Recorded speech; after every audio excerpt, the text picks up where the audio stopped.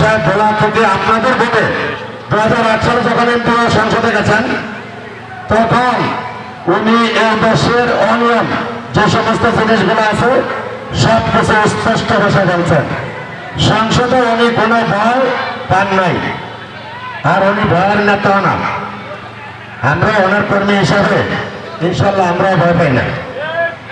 আমাদের অনেকগুলো দুঃসময় কেটে গেছে না, ভয় পাই নাই। এখন বর্তমানে আমাদের সহযোদ্ধা, আমরা যাদের অনুসারী, এরকম কিছু লোক আমাদের বিভিন্ন প্রোগ্রামে বাধা সৃষ্টি করে। আমরা মনে করি এরা জন্য আমাদের গুড পায়, কারণ এই দেশের মানুষ ও দুঃশাসনের সরকারের দিনগুলো পার করার পরে যদি অহনাবার এই দিনগুলো দেখে, তাহলে মনে করে যে ওর সরকারের কিছু অংশ এখনো রয়ে গেছে নাকি। আমরা বলবো দাদা, আপনারা আমাদেরকে বাধা সৃষ্টি করে কোনো লাভ নেই, আপনারা রাজনীতি করেন।